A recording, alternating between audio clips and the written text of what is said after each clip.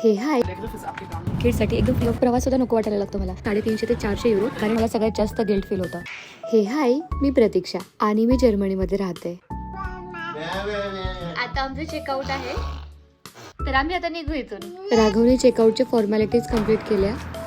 Dankeschön. Gerne. Und das muss repariert werden. Der Griff ist abgegangen.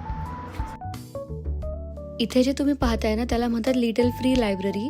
याच्यामध्ये आपण आपल्या books ठेवू शकतो आणि आपल्याला हवं तर बुक आपण इथून घेऊ शकतो.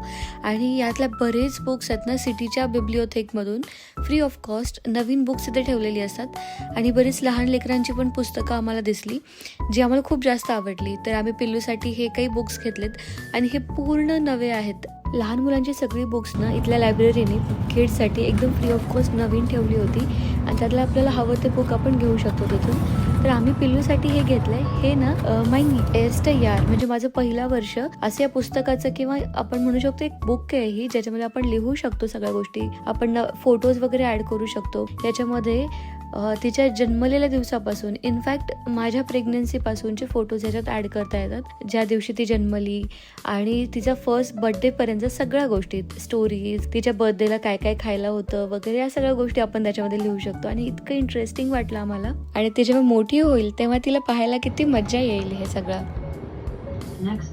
ट्रिप झाल्यानंतर मला असं वाटतं की कधी एकदाची मी डायरेक्ट घरी जाऊन पोहोचते, म्हणजे प्रवास सुद्धा नको वाटायला लागतो मला. पण चला ठीक आहे, आता जाता जाता राघवच्या फेवरेट ठिकाणी आम्ही जाणार आहोत. मी तुम्हाला दाखवते आम्ही कुठे जातोय. आता ऍक्च्युली आम्ही ट्रेननी जाणार नाही आहोत, तर आम्ही आता एस-बाननी जातोय.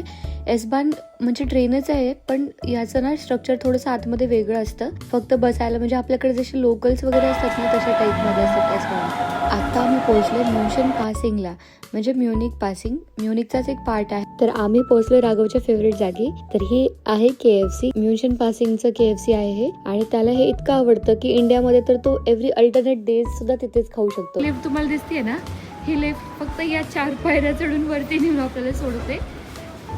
जे लोकांकडे वागे नसतात, बॅग्स असतात, तेवढ्यासाठी ती ही अशी लिफ्ट लावली आहे. लिटरली ना मी तुम्हाला दाखवते आम्ही कुठून कुठे आलोय.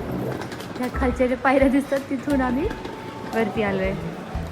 मागच्या फक्त 2 दिवसाच्या स्टेकेशनचा आमचा ट्रिपचा खर्च असेल कमीत कमी 350 ते 400 युरो, कारण स्टेसाठीच आम्हाला 200 युरो लागले. आणि त्याच्यानंतर प्रत्येक वेळी जेव्हा आम्ही खात होतो तर इकडे 2 माणसासाठी कमीत कमी 30 ते 40 युरो लागतात. त्याच्यापेक्षा जास्तही लागतात कधी कधी, जर आपण काही पिणार वगैरे असेल तर सोबत.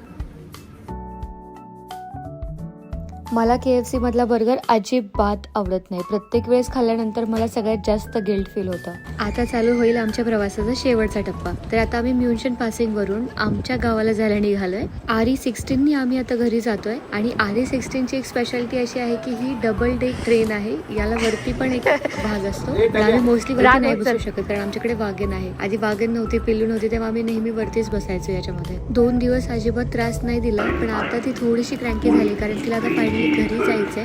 तुम्हा सगळ्यांना जर माझे ब्लॉग्स पाहायला आवडत असेल तर माझ्या चॅनलला सबस्क्राईब करायला विसरू नका, कारण मी तुमच्या सगळ्यांसाठी जर्मनीमधून छान छान असे ब्लॉग्स घेऊन येणार आहे. हे पहा, आमच्या सिटीमध्ये आता पूर्ण समरवाली वाईब चालू झाला आहे.